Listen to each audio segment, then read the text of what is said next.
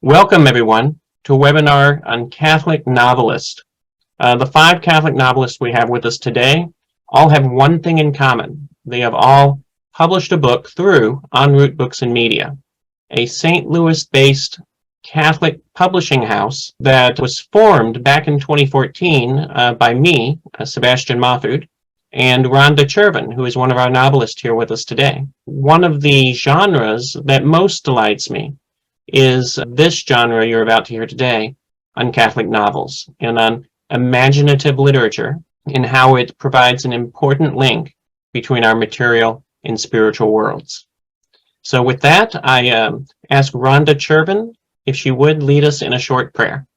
Dear God, our Father, I believe that many of us love fiction because life itself is more like a story than a syllogism or a tract. So we are so grateful that you have given us the gift to write fiction, since we love fiction so much, and we pray that our fiction may be such as to glorify you. Amen. Amen. Thank you, Rhonda. So we'll begin our show. I'll introduce briefly the names of the 5 novelists now. So our 5 novelists today are Linda Blosser-Medley, Grace Bourget, Thom Brucie, Ronda Chervin, and David Ross. We'll begin with Linda Blosser-Medley, who's a wife and mother who lives in a small town in northern Illinois. She works at the elementary school and is a volunteer catechist at St. Mary Church. With that, I ask Linda, take it away. Hello. Many years ago, I was looking for Christian romance novels to read, and I found some by a Protestant author that were pretty good. They were about a woman from the Bible, or women from the Bible, I should say. The author took a story from the Bible and expanded upon it to make it come to life. And I really enjoyed reading her stories. And when I read them, I would pick up the Bible and read that version and compare what she had written. One of the stories that she wrote was about Mary, the mother of Jesus. And a couple of pages into the story, after the angel Gabriel appeared to Mary, asking her to be the mother of God, Mary had dark thoughts. That made me really angry. I couldn't imagine that after an angel sent to Mary from God, himself asking her to carry his son would make her have dark thoughts. I put the book down and could no longer read it. I couldn't read another word she wrote. And it was at that moment I was compelled to write the story, and I call it the Catholic version. And even though I love to read, I've never had any desire to write a book. I used to marvel at the imagination it took to compose a book, and I knew I would be more like short and to the point sort of writer. So for me to feel compelled to write a story of the life of Mary, it was most definitely divinely inspired. So guided by the Holy Spirit, I started out with a notebook and a pencil.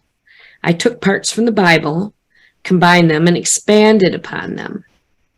I did a lot of research about what life was like at the time of Jesus, and thought about all the things that I learned through the years, and began to write. Ideas would pop into my head after I would hear something in church, or I would watch something on EWTN, or read something religious. And one day in the summertime, I had a fever, and I was lying in bed, but I was still awake when the birth of Jesus was given to me in a persistent thought. It was repeated to me continuously. And then I decided, well, I better grab my notebook and write it down. And so I did. As I prayed the rosary every day, I would picture what would have been happening during each mystery. I did a lot of research to make it as realistic as I possibly could. And it also helped that I'm a mother and could look at Mary's life through the eyes of a mother. especially during the crucifixion.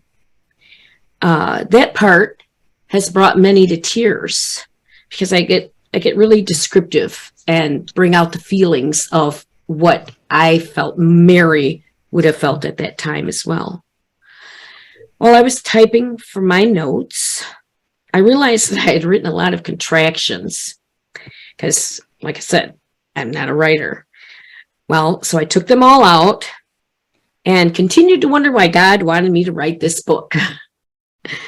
One of my favorite parts of the story is Mary and Joseph's wedding, where I describe their attire. And here's a little excerpt from that part. When Joseph stood next to Mary, together they resembled the earth and sky.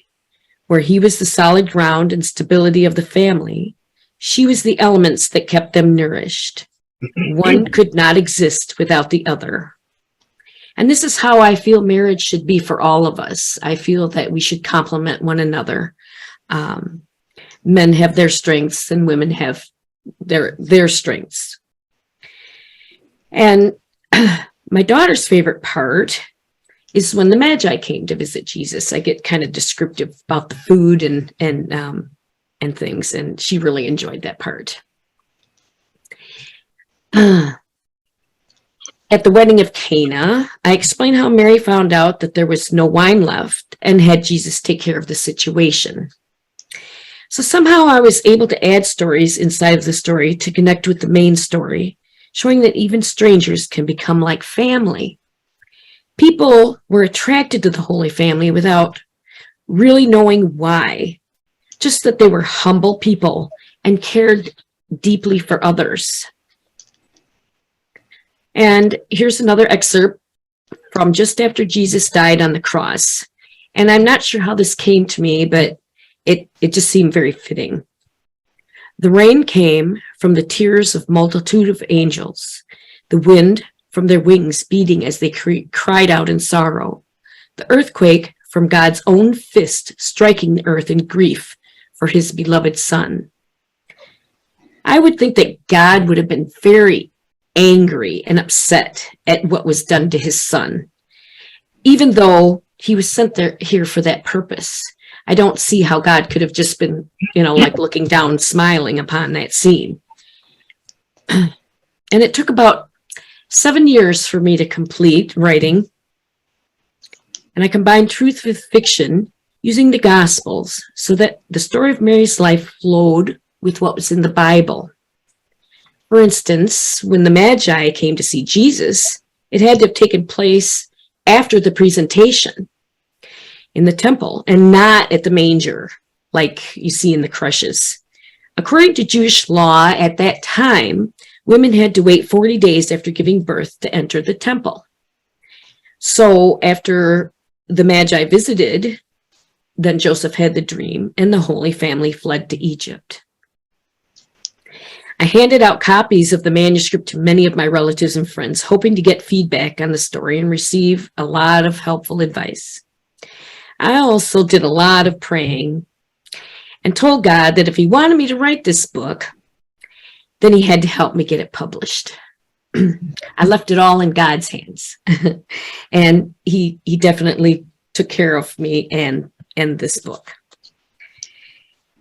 I chose the title, A Sword Will Pierce, because I wanted the book to appeal to everyone, not just Catholics. And I've had several non-Catholic friends read it, and they told me they loved the story. My love for Mary and the Holy Family has intensified through this experience. I've always held the Mother of Jesus in high esteem, and it hurts me when I hear people say that she was just another woman. Because you know that just another woman could not carry God in her womb. I want people to see that Mary kept close to God, remained sinless, and never hesitated to do his will. They need to see that Mary was very devoted to God throughout her entire life, and that she was made specifically for her role in our salvation. She was not an ordinary person, but an extraordinary woman, mother, and disciple. and that non-Catholics should love her too. And that's my story. Thank you, Linda. So our next novelist is Grace Bourget. She's the author of Vale of Hope. Grace is an aspiring fashion designer who loves the Latin Mass, spending time with family and friends, and bringing fantasy to life through her hobbies, including co-producing with Chantal Lafortune the Song of Elbereth for WCAT Radio, and the writing of a space trilogy entitled Ransom, Shadow of an Empire, which is forthcoming by En route Books and Media in early 2023. Grace, it's all yours. Thank you. So for me, I was inspired to write this story when I first watched. I don't think I watched the whole movie, but it was the 1959 Ben-Hur. When I first saw the scene with the leper camp, I started getting this idea about a story similar to Ben-Hur, where he's searching for his sister. But I didn't have a purpose for it. So when I first wrote it, it wasn't all that good. I wrote it back in 2016, I think. And then I rewrote it in early 2022. I found that I needed to write more on the despair and hope that I had slightly picked up on in the original version. I've always struggled with hope and trust myself, being prone to fear and despair, especially in our modern society. I put much of my own experiences with this into the character of Paul, who is the main character in Vale of Hope. And I hope it will help anyone who has similar trials. I also wanted to show the love, mercy, and patience of God, just as he's been with me. I'm still prone to fear and despair, but working with Paul has helped me greatly, so I hope it will be the same for others. I also wanted to introduce my readers to a lesser-known Spanish miraculous image of Mary and Our Lady of the Forsaken. Her story began in 1409 in Lent, when a priest saved a mentally ill man from lynching. The priest was inspired to start a hospice for the mentally ill under the title of Our Lady of the Innocents. In 1419, a brotherhood was started to take care of them, which soon expanded to include orphans and homeless as well, and the patroness was renamed Our Lady of the Forsaken.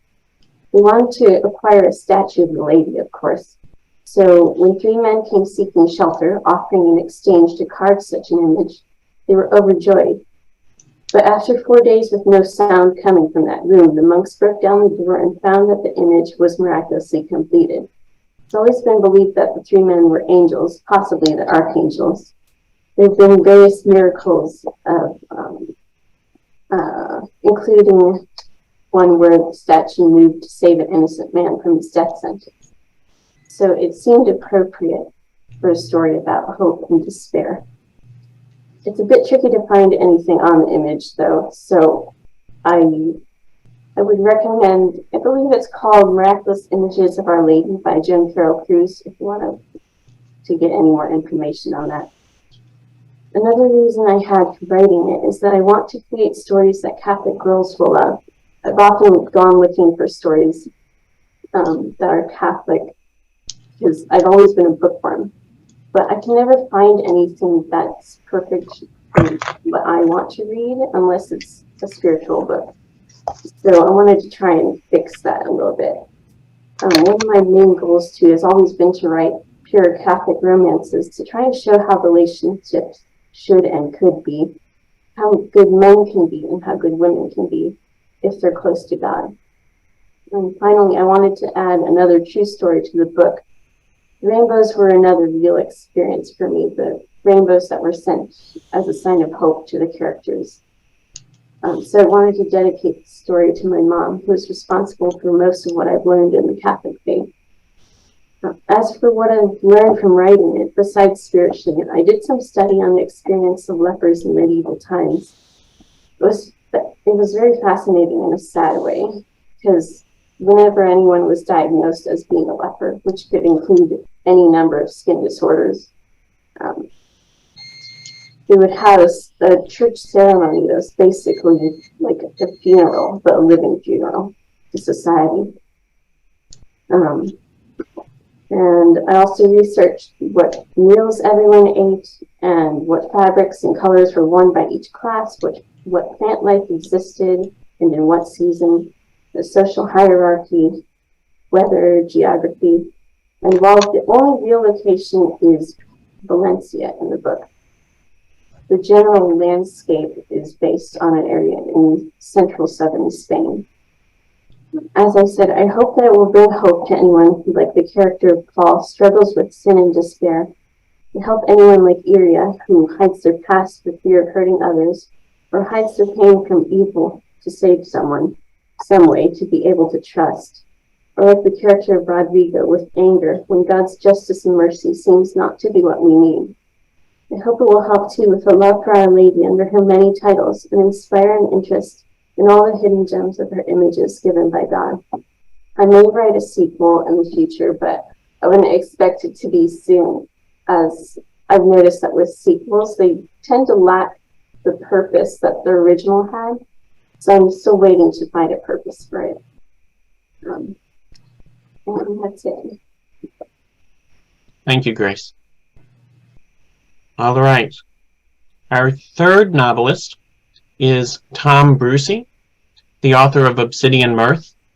Thom is professor of English at South Georgia State College, where he teaches both English and creative writing. He is also the author of another en route book entitled Children of Slate. Thom? Well, thank you. Good morning. Nice to meet all you other authors. This is the cover. Can you see the cover of my book? Okay, I can't see what I'm doing here. Oh, there I am. Okay. But I'd like to start a little by explaining the metaphor that's sort of encompassed between the image and the title. I've had a number of people wonder what the heck it means. So you'll notice that the landscape is severe, and that there's an egg balanced precariously on the edge of a cliff that falls into doom. And there's a human figure encased within the egg. And the egg, of course, represents life, and so the human spirit, I hope, is invoked here. And the precariousness of the location of the egg and the symbolism of the image is that we humans are kind of balanced on the edge of between sanity and insanity, sort of like hope and despair a little bit, Grace. Because this book is about mental illness. The main character develops adult onset schizophrenia. So Obsidian, Mirth. Obsidian, of course, is a black stone-like quartz of a sort, but and it's very beautiful.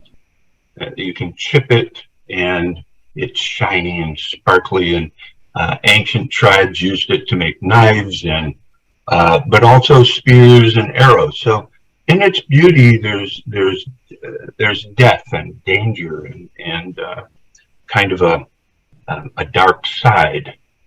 No pun intended, it being a black composition. And mirth is humor, but in mythology, mirth is especially in the Gaelic tradition. Mirth was a humor sort of developed by the elves or the fairies, and they would pull a human woman into their group, and they made a delicious wine. And when the young woman, always a young virgin, drank the wine, it tasted delicious, but it made her exceedingly drunk. And then the fairies would compliment her, but all of the compliments were derogatory. And the young human woman did not realize she was being made fun of. And so mirth is really a dark humor, an insulting, degrading kind of humor. And so the intent of these two composite signs suggest mental illness. A psychologist told me once that a person who is mentally ill, especially a schizophrenic person, finds so much fear and loss in regular life that he or she creates a new world, one that's entirely in their imagination. And that's where things like seeing people that aren't there, delusions of grandeur, audio conversations that take place.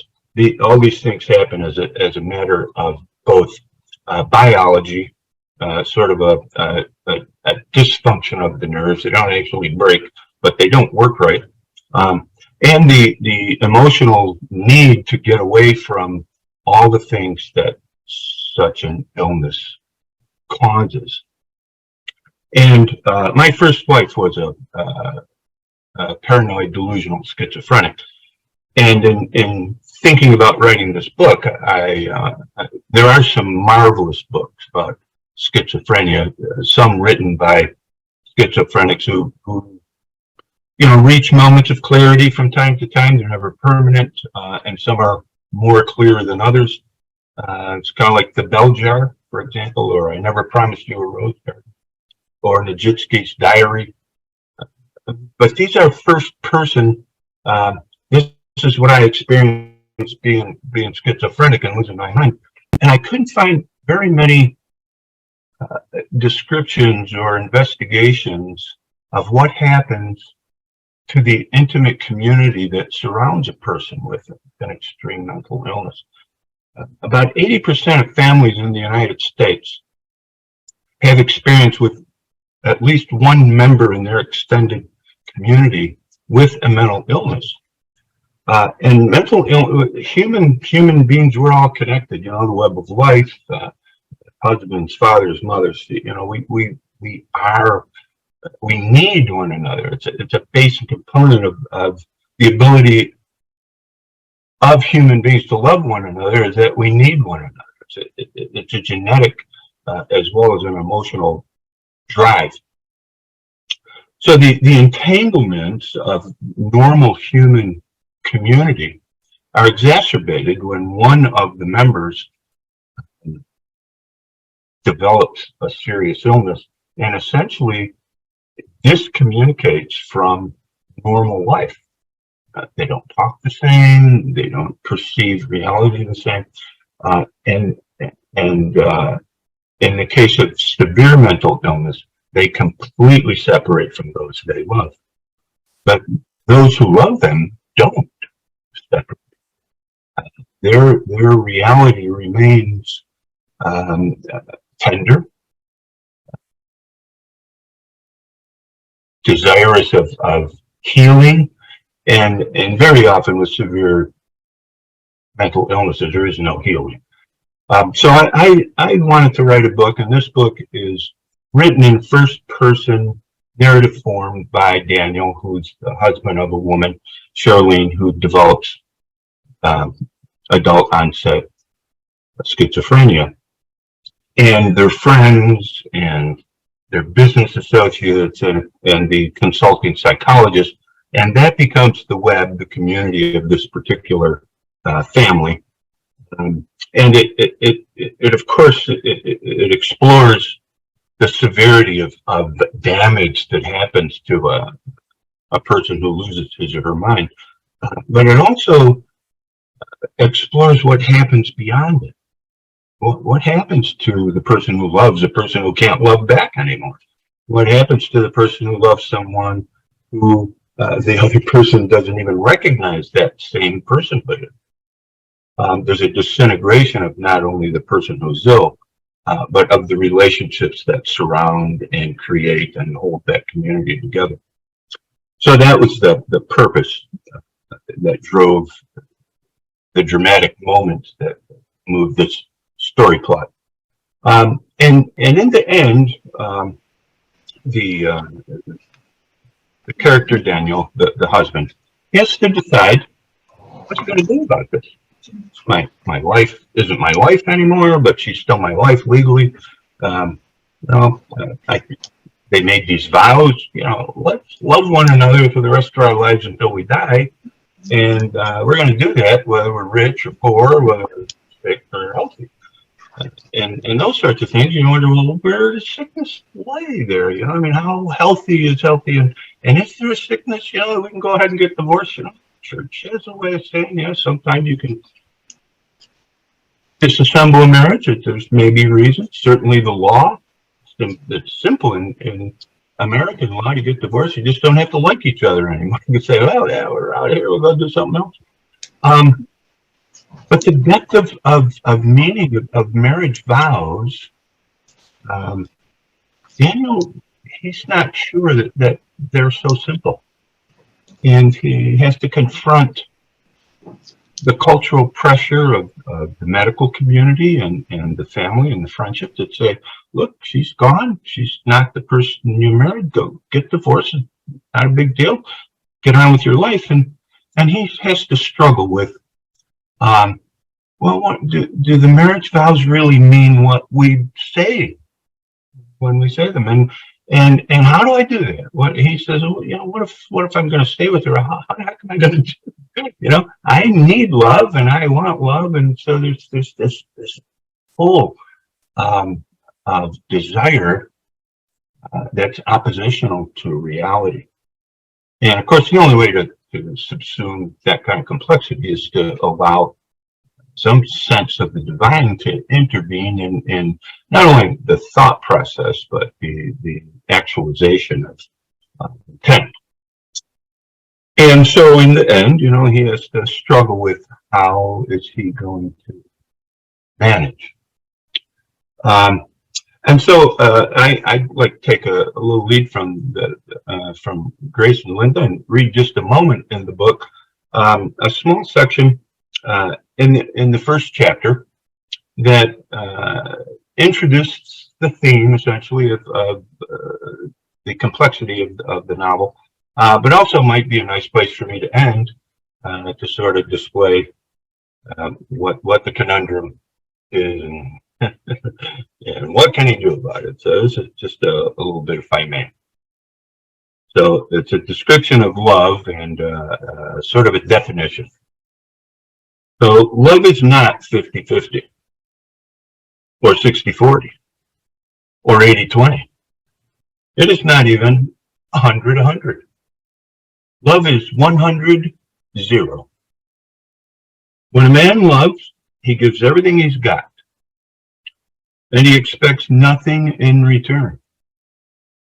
He loves unequivocally because he loves. Love is love. That's it. And when a man loves a woman, he loves her. 100%. Nothing less. Anything less is not love. It's something else. It could be almost love, or maybe great like, or even something such as admiration. But real love is real love, and it's all the way. It's indomitable, and it's lifelong. And love binds with a delicate strand. Any man who truly loves a woman can hope she loves him in return, but he cannot require it. And it doesn't always work out that way. And when it doesn't, then what? Thank you. Thank you, Thom. You're welcome. That's a pleasure. Next is Ronda Chervin, the author of The Messiah of the Metro Café, who's professor of philosophy, widow, grandmother, great-grandmother, and co-founder of En Route Books and Media. She's the author of numerous books about Catholic living, about a dozen of which have been published by En Route, and she presents on EWTN and on Catholic Radio. Were I to list all of Rhonda's accomplishments, there would not be enough books in the world to fill them. Rhonda, take it away. Oh, thank you. Well, okay, I want to talk about, I've written many, many books. Most of them are not fiction. I tried writing quite a number of fiction books, including some with pseudonyms that are on Sebastian's en route books list. For instance, I wrote one with a pseudonym called The Sisters Karamazov, and we thought just the title would sell it. It didn't. But anyhow, so I've written quite a number of fiction books, and I love writing fiction. And this one, the latest one, The Messiah of the Metro Café, came about in this unusual manner. I happen to have a grandson who looks just like Jesus in The Passion, the famous movie, The Passion. And he looks so much like Jesus in The Passion that when he was in high school, the other kids called him Jesus. And on Christmas, they sang happy birthday to him. So it was quite a thing. Now, he didn't have the life of Jesus. He was a Catholic at that time, but then he left the church and eventually became, now presently in his 30s, he's a sort of New Age Jew. Okay, but he still looks like Jesus. So I happened to be visiting him and just sitting next to him and staring at this face that was just like Mel Gibson's, Jim Caviezel in The Passion. I just got this feeling, I've got to write a little fictional novella about this grandson. And it wrote itself in such a way that I was able to write the whole little book in a couple of months, and Sebastian liked it so much he published it immediately. So I want you to focus on the picture first of him, and this one I like even better that's on the back. If you could see it, you'll see why I think he looks like Jim Caviezel in The Passion. Okay. And he liked the book, actually, even though he's a New Age Jew. So this is the theme of the book, The Messiah of the Metro Café. This is the plot. I have a cafe near the beach in Los Angeles, in the Los Angeles area. It's near the beach, this cafe, and it's a chain called the Metro Cafés. And it happens that it's right near a Catholic seminary. Now, I taught in seminaries for years, so I'm very familiar with the way seminarians are and what seminaries are like. So in this case, okay, seminarians begin to feel like they just got to get out of the seminary sometimes. So for a while at one seminary I was in, they would go out to bars in the evening. Well, that's very bad for the reputation of the seminary, needless to say. So they were forced never to go out to a bar. So in my fictional account, because they can't go to bars, but they're allowed to go to this cafe, like a, cappuccino, cafe latte place. And at this cafe, they happen to meet our hero. And our hero is this New Age Jew, and he's a lifeguard at the beach right across from the cafe, but he spends his spare time in the evening when there are very few people at the beach, and he has a substitute take care of his lifeguard duties at the beach. He sits around this cafe, and because he looks just like Jesus, he attracts people to the cafe. And then when he attracts these people, including the seminarians, so he winds up where once a week, the seminarians, a group of seminarians, sits and talks to him. Now, the seminarians want to evangelize this New Age Jew who looks like Jesus, but the rector is afraid maybe this New Age Jew will influence them instead, and he better check it out, but he doesn't want to go himself to check it out. So he sends a reporter from the Catholic paper, to interview this New Age Jew who seems to be like the Messiah of the Metro Cafe. That's the title, okay? Okay, now, okay, so the key scene in the key thing involves, she gives the seminarians a group of questions to ask him in order to write this article.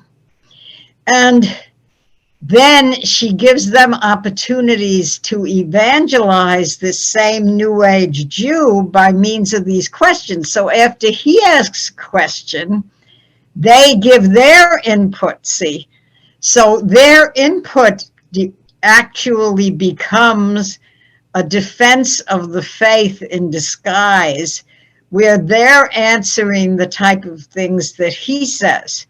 So I want to read you a little example from it. One of the questions is, you know, who is God for you? And my Messiah of the Metro Cafe, Michael Kaufman, says, that's easy. God is all. So this happens to be the type of thing that I hate about New Age, because it's like God is all, yeah. So if God is all, etc. So then here's what I have. A seminarian sarcastically retorted, oh, you mean God is a mosquito? You mean God is S-H-I-T? So then he says, okay. Then one of the other seminarians says, that's not a good way to evangelize people, by being sarcastic. Okay. So then this is the way the seminarian puts it a second time, so it's not so sarcastic. He says, Michael, I can see why you would think that God is the ocean or the sun, as you like to say. But what about yucky things like mosquitoes or defecation? So then, the way he puts it is that he, the Messiah of the Metro Cafe, that he sees God in these things, including in himself. So when he says all is God, it's sort of like everything beautiful is filled with God, not this, false metaphysical way. But in any case, so the way the plot thickens is that there's suddenly a siren, and it looks as if someone's drowning on the beach. There's a police siren. So the Messiah of the Metro Cafe runs out. He has to run out if there's an emergency.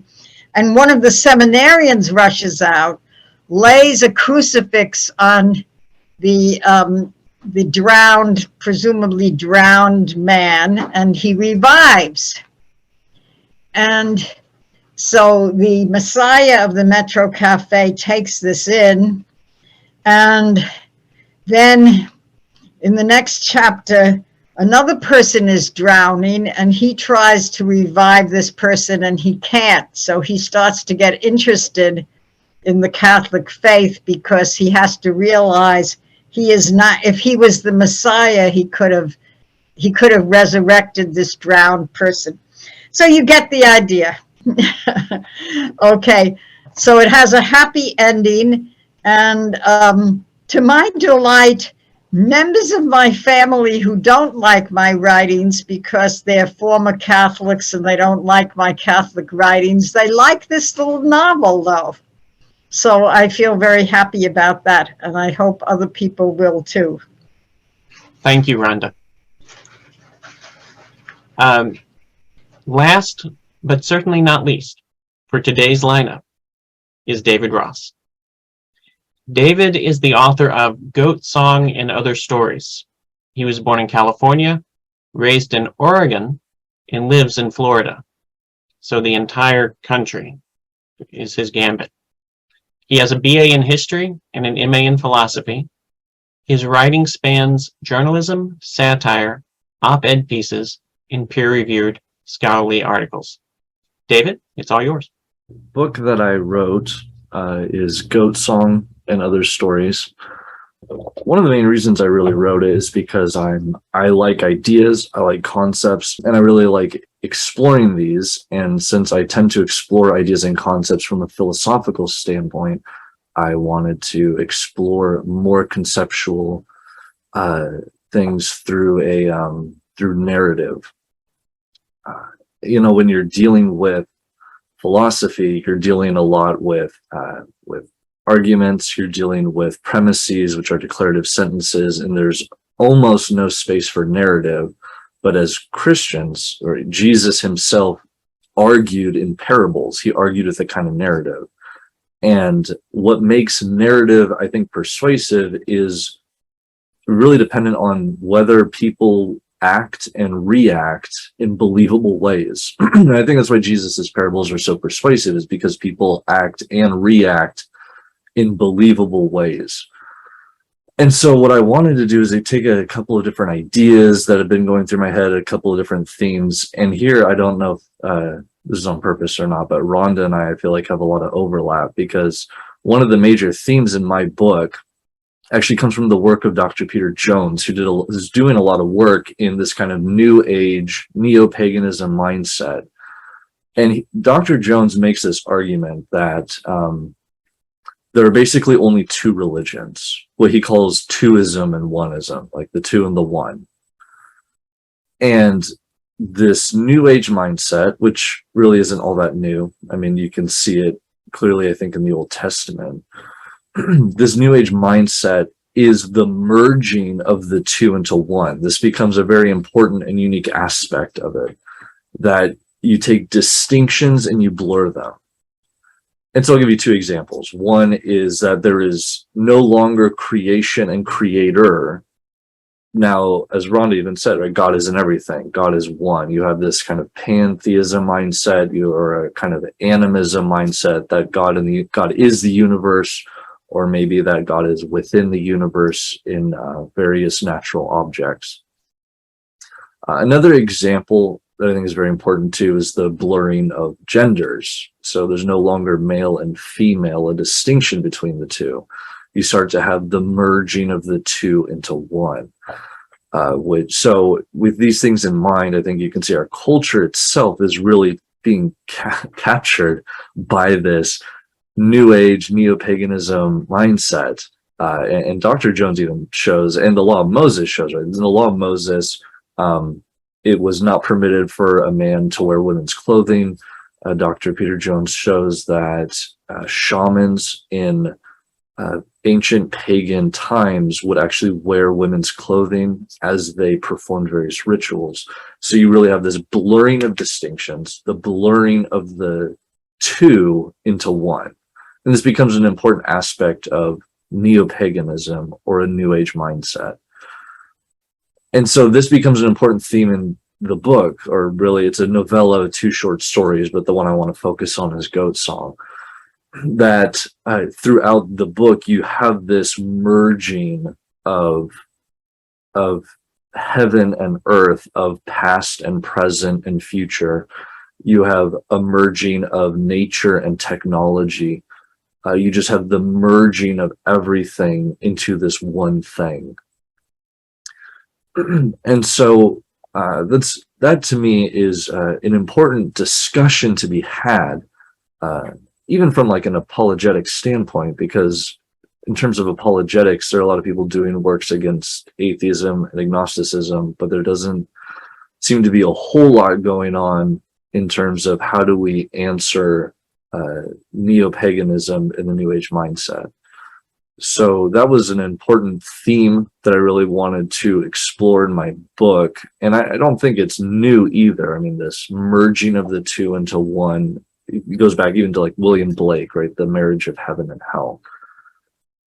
So one thing I really try to zero in on is that in paganism, an essential aspect of it is using technology to make new gods. And so you have craftsmen who are using technology or various tools to create new gods. And so, I mean, really the question I asked myself is what would happen if people had the technology to do the things they wanted to do? What would happen if people had the technology to make their own gods, to blur all distinctions? And so that, I think, is really what unfolds in a slow, dramatic way throughout this novella that is Goat Song.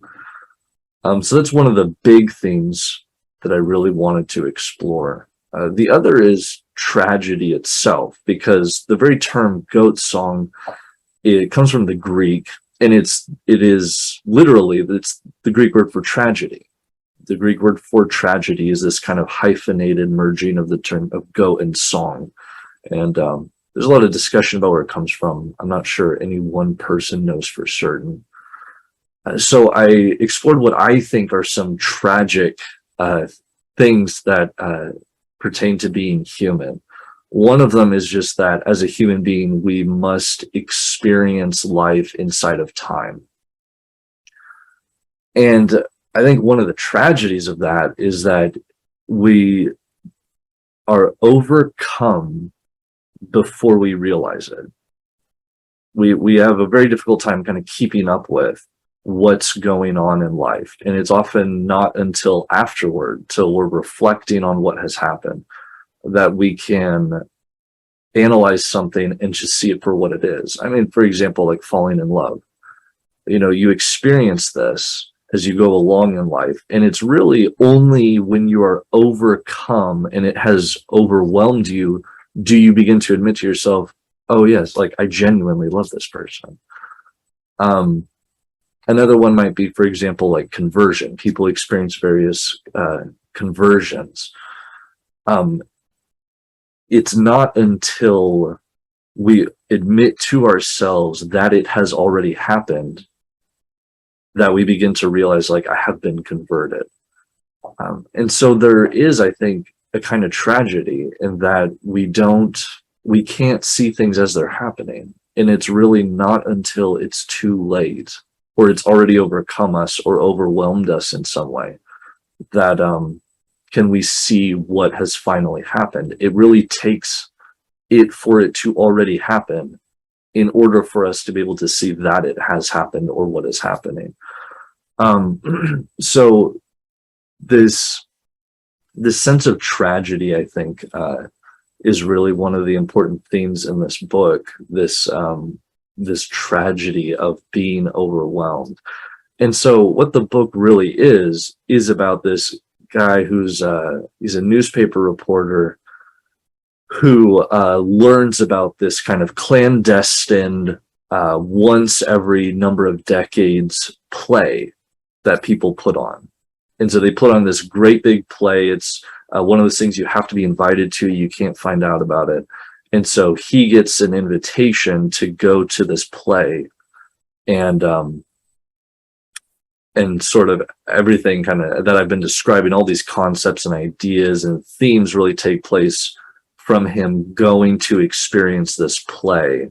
And the play is really put on by people who see the play as a kind of religion, so I really tried to give it what I consider to be a sort of pagan flavor, where the people put on the play with a lot of ulterior motives in mind.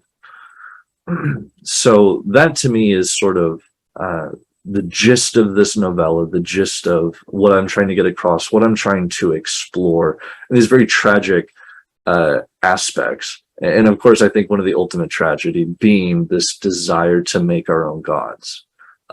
How this plays out, I think, through, especially through technology, through how we understand technology, through our relationship to technology, that we've got it ingrained into us that we can surpass our own humanity by the use of technology. And I don't think that's a new thing. I don't think that's merely computers and smartphones. I think people have been doing that for a long time, and it's no coincidence that using technology to create gods has been an essential part of pagan history. So in this book, really one of the things I hope people will take away from it is a use of the deep imagination. You know, being able to learn how to imagine deeply. Because one of my goals in writing this book was to take techniques I had learned in college. I had taken like story writing classes, like playwriting and screenwriting, and learning how to imagine a story and to see it unfold in a movie-like fashion in your own imagination. And I hope that when people read it, that they themselves will have their imaginations provoked. And maybe it says something more about me because of how I grew up. I grew up with kids' TV shows telling me that your imagination is the most important thing. But there, to me, seems to be something very good about being able to cultivate and use and have a kind of deep imagination. And so I hope that this is able to provoke that in some sense, as well as to open up discussions, right? Discussions about these things. Narrative has a funny way of opening up a discussion about concepts, about ideas that maybe a direct argument is too raw for some people to be able to deal with. And so that's kind of Goat Song in a nutshell. You know, I really tried to write a novella, something that someone could sit down and enjoy within a day, because I personally enjoy those kinds of things. I remember reading like A Clockwork Orange and being able to enjoy it in one day from beginning to end. And it's longer than a short story, but it's enough that you feel like you really got something out of it. So that was my goal in writing it. That's Goat Song, and thank you for your time. Thank you, David. So, so those are the introductions to our 5 books. I'll start with a leader question for David, just to follow up on the rest of your book. It's Goat Song and Other Stories. So you've got 2 other stories in there. Do they have any relationship to Goat Song or to one another?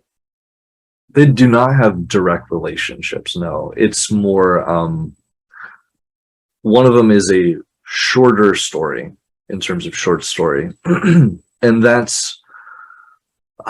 is sort of exploring this theme of what happens when you try to close yourself off to the world and the world breaks through. So it's sort of about a recluse who kind of has a supernatural experience break into his home. And what begins to happen is there's a hole in the ground in his backyard. And as you go through the story, the chapters are listed by the size of the hole. And so the hole just gets larger and larger and larger until other things start happening. The story after that is actually the oldest, the one I wrote the longest ago, I guess you'd say. And that came at a time when I was actually very sick of academics. And so I trained as a bread baker to learn to do something with my hands. And I was working for a small business, and I just asked the question, what would happen if there were on a global level sanctions placed on a small business? Like, what would have to have happened on a global scale in order for one small business in America to have, like, you know, sanctions placed by the United Nations? And so that's kind of where that story came from. We sort of experienced that already during COVID. Yes, we did. We have a question from our audience. For Thom, have you explored the relationship between mental illness and mystical experiences? Are they related, or do the distinctions need to be brought out in Catholic literature? What do you think? I don't think that there is a causal relationship between mental illness and mysticism, except perhaps in a misunderstanding of the literature between the two. Remember, I had when I was finishing up the first book and struggling with this one, I wrote Dr. Moffwood a text or an email, and I told him I just finished reading this book I discovered called The Cloud of Unknowing, and I didn't like it because in that book there's this kind of sense, if you really want to be a mystic, you have to let go of all of your senses and go into this cloud of unknowing. And I told Dr. Moffwood, no, I'm a sensitive man. I need my 5 senses, and my writing needs 5 senses. You got to bring your emotion and your descriptors from the senses. And he was very kind and of course erudite, and said, well, maybe later you'll read it again and get something out of it. And not too long after that, when I was struggling with how is Daniel going to sort of mix the horrible feelings he has at the loss of his wife and the need to still love her, because you're not the same thing when somebody's mentally ill. And so I was reading Thomas Merton on contemplation, and in the introduction, it makes note that some of what we have to do to recognize how the Lord works us into meditation rather than something we can actually do, it's similar to those ideas expressed in The Cloud of Unknowing. And of course, at that particular moment, I thought I'd better send an email of apology to Dr. Moffwood, but I never did, but I shall apologize now. But see, mental illness is a loss of contact with reality. It's schizophrenia, at least. Severe schizophrenic break never heals. And the mystical experience is, my limited exploration of that, and I caution myself about speaking too much of it and to it. It is a divinely guided consummation of the Holy Spirit and our souls. A completion, one might say, of who God intended us to become. Whereas mental illness is a psychic split that disconnects that person from everything we know or understand or think we know and understand about what it means to be human. They lose that. That's the sad loss. One time in my life before she died, she said, we were talking, and she said, sometimes I think I'm not insane anymore. And probably was the saddest moment I ever had with her regarding the loss of her personhood. And with a mystical connection, I mean, it's like, I don't mean to be disrespectful to anybody here, but that's all. That is a moment, a tiny sliver of moment in time of an experience with a timeless being who's not bound by time or space. So I hope that helps you, and you write your novel now, or sent the question in. Thank you, Thom. Yeah. Well, I've got another one for you, Thom, but I'm going to wait a moment to ask it. I want to bounce over to Linda real quick. So, Linda, in your book, you offer a reason for the host at Cana running out of wine for the wedding guests. Could you share that reason and talk about why it was helpful to explore possible reasons for unanswered scriptural questions like the one you described? Well, Mary gets to the wedding before Jesus comes, because he had been out in the desert and brought some of his disciples with him. And she runs into a servant girl that is crying. And the servant girl had spent time with the chief steward, and he had used the money that he was supposed to buy the wine with to have an affair with her. And she found out that he was married, and she became pregnant. And so it's kind of like a backstory of, okay, because, it was a really elaborate wedding, and there should have been no reason why they would have ran out of wine, because they should have been prepared for that, because weddings lasted about 7 days in that time. And so Mary went to Jesus, and she explained to him what happened, and then he took care of the wine, as in the Bible. So I put the parts of the Bible in along with the backstory. And so, because at that time, women that were with child that were not married would have been stoned, Mary asked Jesus if they could take her with them and basically make her part of the family. So that was kind of, I don't know where, like I said, it was all divinely inspired. So, but that's kind of the backstory. I wonder if Mary, if being in the presence of Christ is a mystical experience, if Mary was always experiencing a mystical experience, or whether or not she had time for the mundanities of everyday life.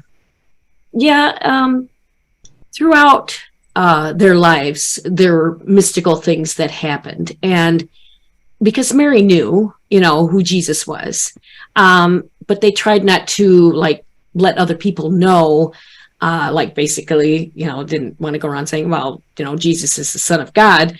But in their actions and some of the things that happen throughout the story prove that, yes, there were a lot of mystical things that did happen in their lives, not just after Jesus, came out and started preaching. And so.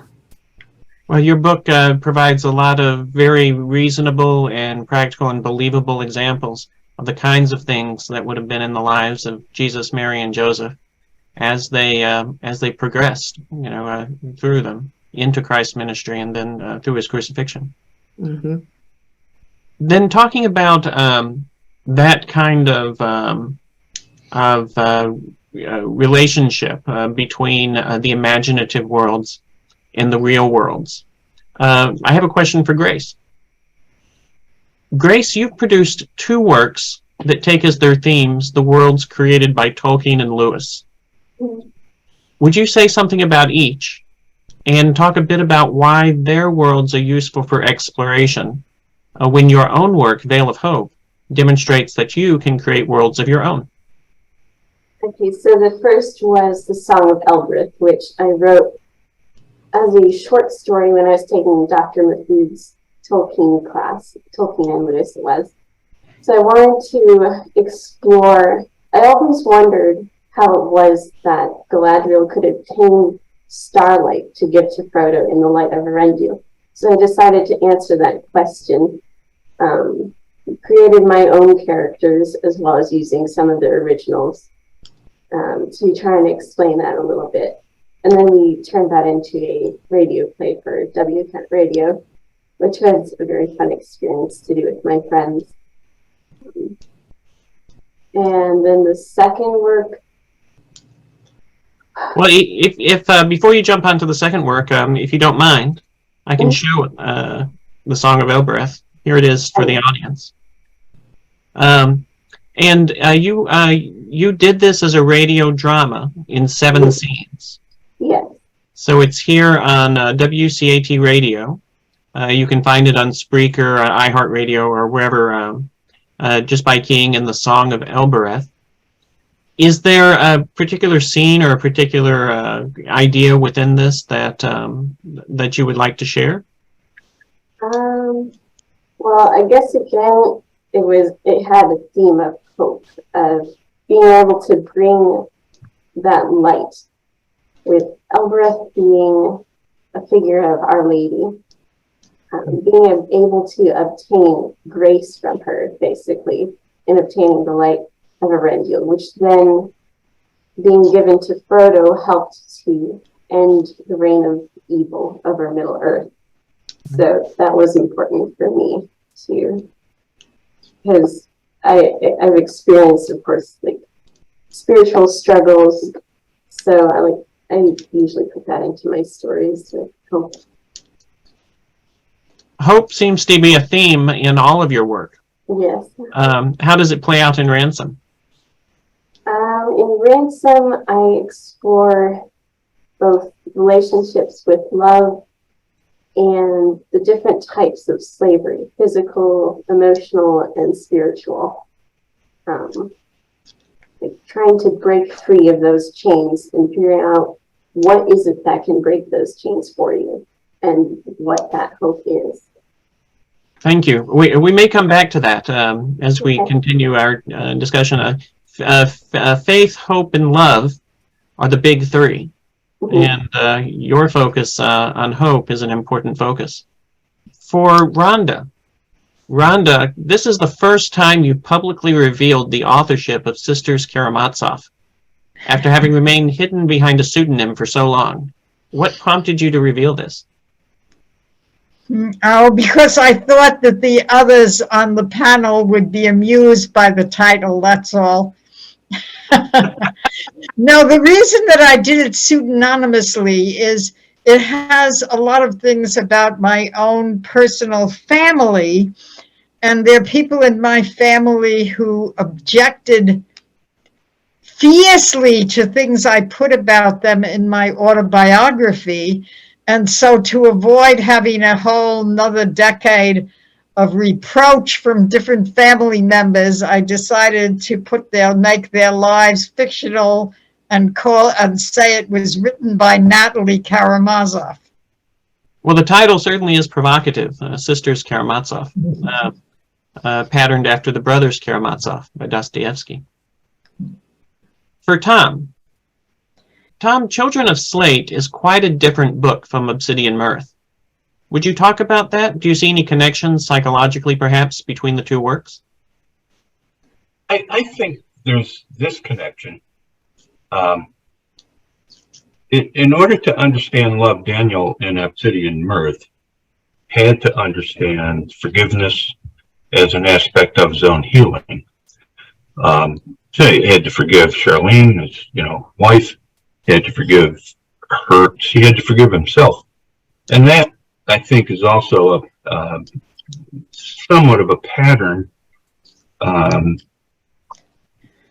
maneuver into, some aspect of contemplative prayer, which eventually, when successful, connects us up to an unending, ever-expanding, explosive, ongoing lovingness of a divine creator, and that spark of connection.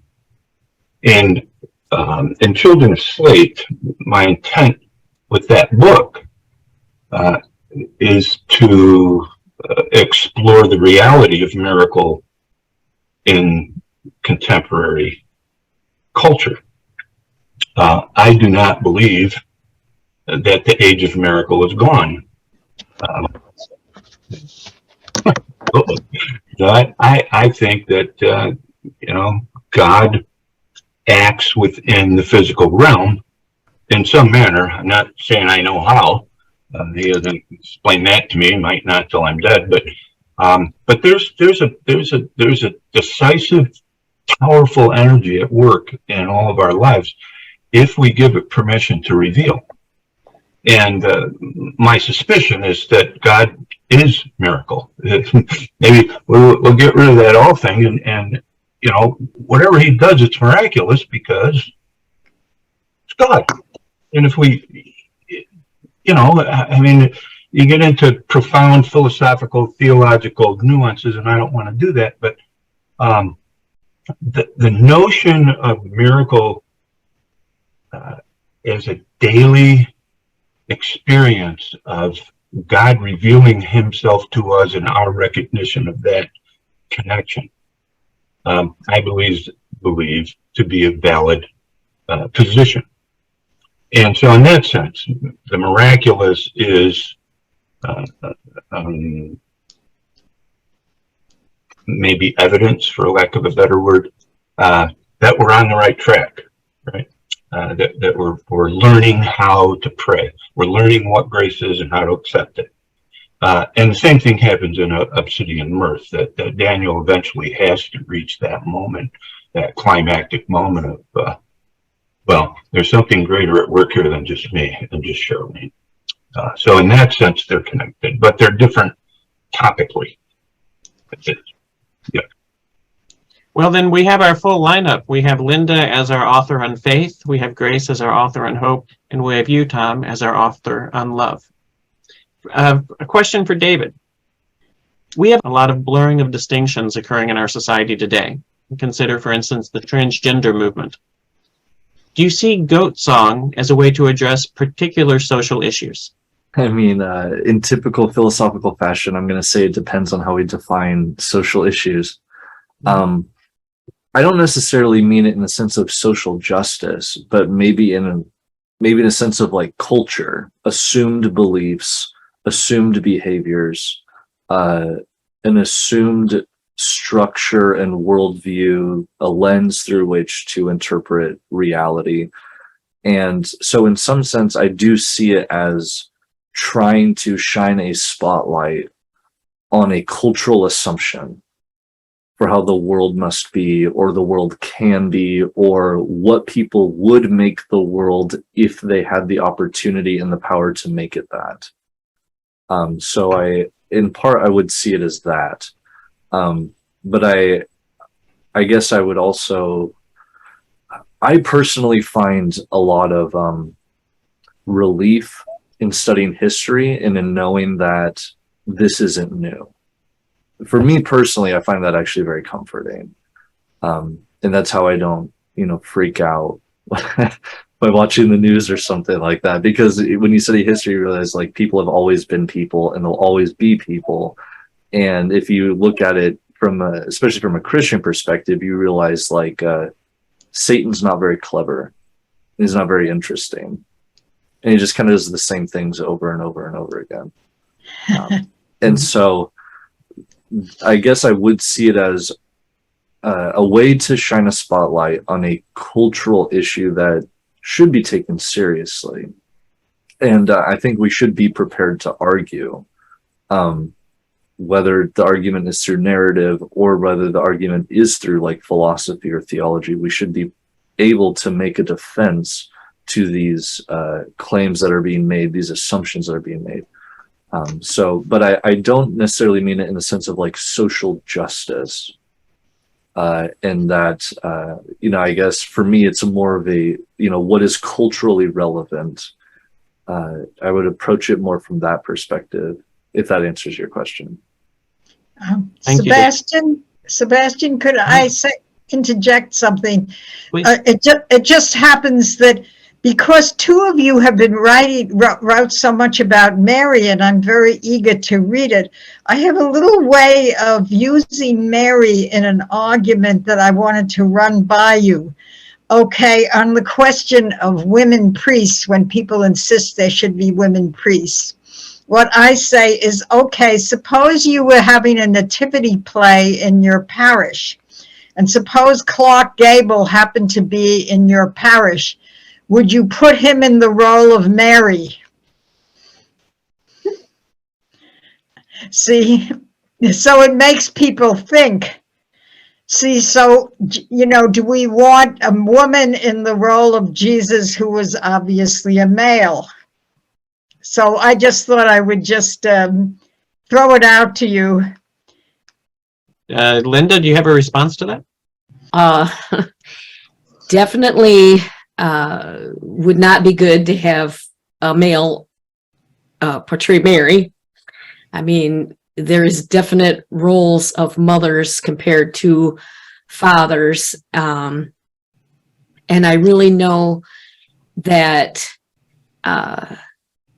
you can't replace that. And Jesus bringing our salvation to us and having his apostles, and they were all male. And at that time, I don't want to say it was like male dominance, but the male led the role. Like they took care of the family, they took care of the situations. And like I explained with Joseph being the foundation, I feel that the male is the foundation, and the women are the elements that nourish the foundation. They take care of the things that, that are necessary and important for salvation, but the priesthood and our salvation, I think God directed it to be led by males. I mean, I don't know if anyone agrees with that, but that's how I feel. Well, I do for sure. So no, that corroborates that literary way of putting it. So we need Clark Gable as Joseph, is what we're saying. Yes. I think additionally what we're saying is that distinctions are important. And that happens to be the chief job of a philosopher, is to make distinctions. Which also happens somewhat ironically, but not entirely, because one of the properties of the human person is risibility. It's also what makes philosophers natural-born comics. So, Rhonda, this could lead into your next book. Rhonda has written a book called The Catholic Comic that is slated for publication by En route fairly quickly, maybe in the next few weeks. Rhonda, would you like to talk about your upcoming book? Okay, it's a short book. It's like a booklet. And I thought it might be nice to put together all sorts of Catholic jokes that Catholics tell that would, that of course priests like to use these at the beginning of homilies and things like that. But anyway, I thought I would just collect a whole bunch, including things from my own family that were funny. And let's see. Oh, one of them that I like very much that I'll just tell just so I can give you a laugh, because I like to make people laugh, is this one. After my husband died 30 years ago, he had been deathly ill with asthma attacks every night of our marriage. So he always expected to die first, especially since she was 20 years older. So he asked me, just before he died, he said, "What are you going to do when I die, Rhonda?" And I said, "Oh, I'll become a nun." And he said, "You can't become a nun." I said, "Why?" He said, "Because you are a nun." Anyway, so I eventually became a dedicated widow, which is like a consecrated widow. And I wear a blue denim dress, jumper, and I was wearing a little kerchief on my head. So I was walking with my daughter somewhere. I wanted her to come with me to the store. I was visiting her.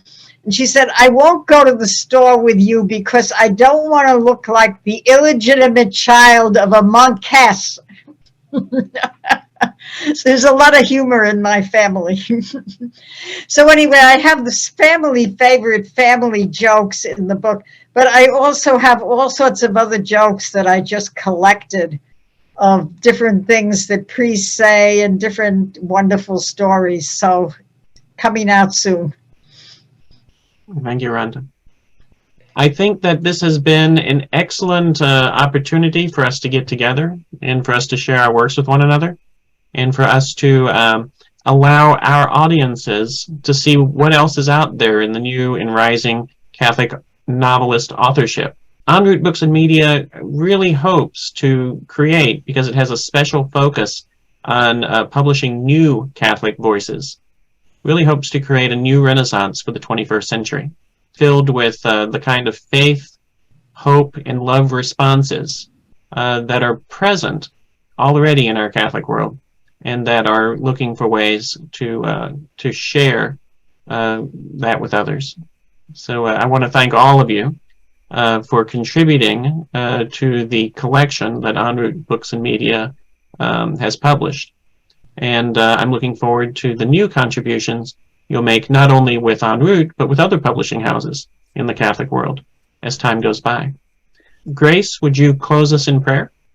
Sure. In the name of the Father, and of the Son, and of the Holy Spirit. We most humbly thank thee, O Lord, for all thy mercies and blessings bestowed upon us, and those which thou may choose to give to those who read our works. May they be sources of aid in drawing souls closer to thee. We particularly thank thee for all the graces we have received from thee this day, especially during this webinar. We thank thee for watching over us and preserving us for the sake of thy glory, and for favoring us with the gifts of our imagination and language. Let us never more be ungrateful to thee, our God, who art so good and gracious to us. Glory be to the Father, and to the Son, and to the Holy Spirit, as it was in the beginning, is now, and ever shall be, world without end. Amen. Thank you, Grace. Well, that's it. Everybody have a great remainder of our Advent season, and Merry Christmas to all. Merry Christmas. All right. God bless. God bless.